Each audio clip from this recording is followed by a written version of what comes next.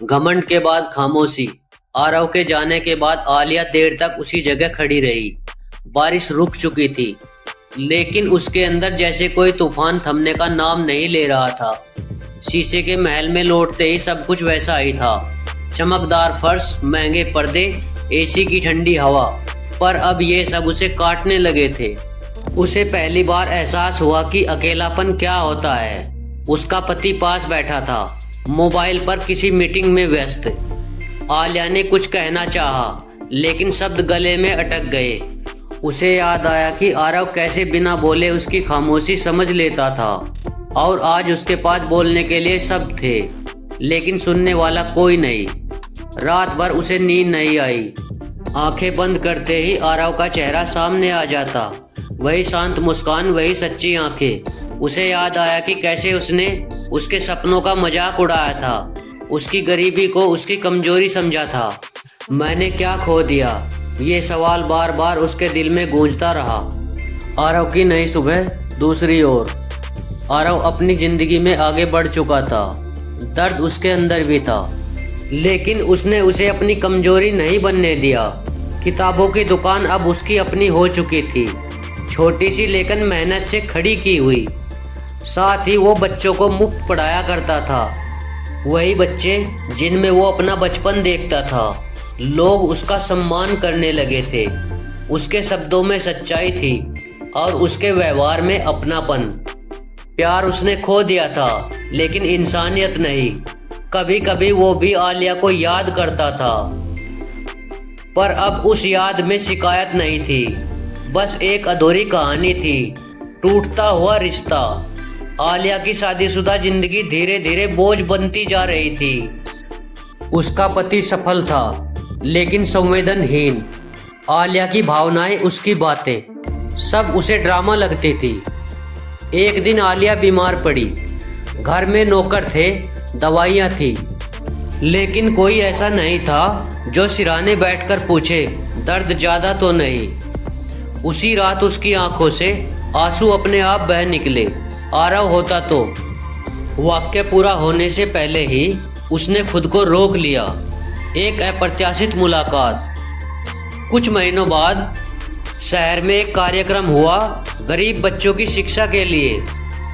आलिया किसी business event के सिलसिले में वहां पहुंची थी। स्टेज पर एक व्यक्ति भाषण दे रहा था। उसकी आवाज़ जानी पहचानी थी। वो आरव था। सादा कपड़े, आत्मविश्वास भरी आवाज़ और शब्दों में सच्चाई। पूरा हाल तालियों से गूंज उठा।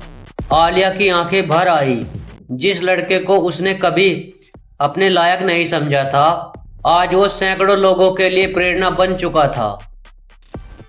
कार्यक्रम के बाद आलिया ने उससे मिलने की हिम्मत की। आरव, वो पलटा। नमस्ते आलिया। उसकी आवाज़ में कोई शिकवा नहीं था, बस दूरी थी।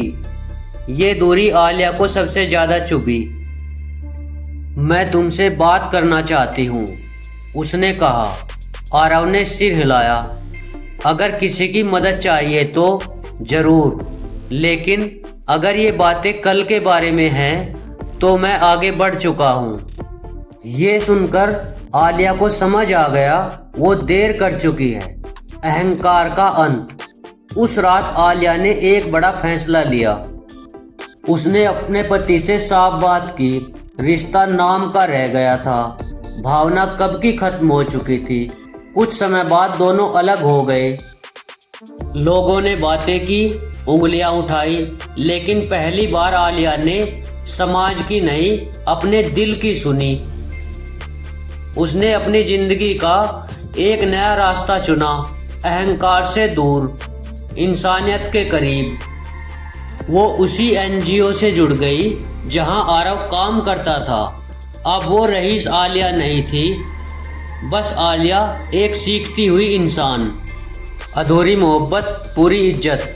समय के साथ आलिया और आरव के बीच एक नई समझ बनी, दोस्ती की, बिना उम्मीद, बिना दबाव। आलिया जान चुकी थी कि प्यार मांगने से नहीं मिलता। एक शाम बच्चों के साथ काम खत्म करने के बाद आलिया ने कहा, अगर वक्त पीछे जा सकता तो मैं सब बदल देती। आरव ने हल्की मुस्कान के साथ जवाब दिया, शायद तब हम आज जो हैं वो नहीं होते। वो दोनों चुप रहे। कुछ कहानियां साथ होकर पूरी नहीं होती, लेकिन इंसान को पूरा बना देती हैं। कहानी का सार। आलिया ने घमंड खोया, आरव ने प्यार, लेकिन दोनों ने कुछ ज़्यादा कीमती पाया खुद को, क्योंकि जिंदगी हमेशा दूसरा मौका नहीं देती, लेकिन सीख जरूर दे देती है।